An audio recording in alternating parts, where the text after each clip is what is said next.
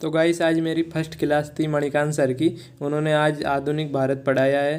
तो उन्होंने 2 क्वेश्चन दिए हैं, इतिहास में तृतीया क्यों महत्वपूर्ण है और औपनिवेशिक क्या है।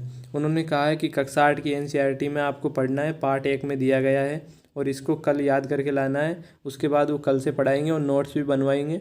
तो आज पढ़ लेते हैं, सर ने दिया है वो। इस क्लास में देखो, ये पार्ट 1 में कैसे, कब और कहाँ, इसमें तिथियाँ क्यों महत्वपूर्ण है। तो पढ़ते हैं इनको फटाफट। तो गाइस इसमें बताया गया है कि राजा कब राज तिलक होता था उनका, कब उनकी शादी होती थी, कब उनके सेटिंग लगते थे, कब उनके बच्चे पैदा होते थे और कब वो कौन सी लड़ाई लड़ते थे और कब वो मरते थे। इन सब के बारे में बताया गया है और उनको कौन सी उपाधि मिलती थी।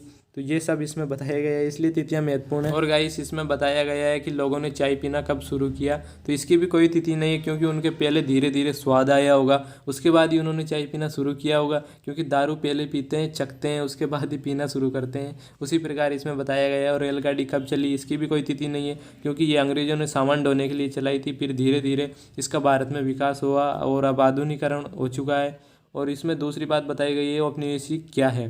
तो औपनिवेशिक का मतलब होता है कि अंग्रेज पहले व्यापार करने आए थे हमारे देश में और फिर यहाँ पर उन्होंने राजाओं के ऊपर शासन स्थापित कर लिया और अंग्रेजों ने भारत की सत्ता को अपने हाथों में ले लिया और वही हमारे देश में शासन चलाने लगे।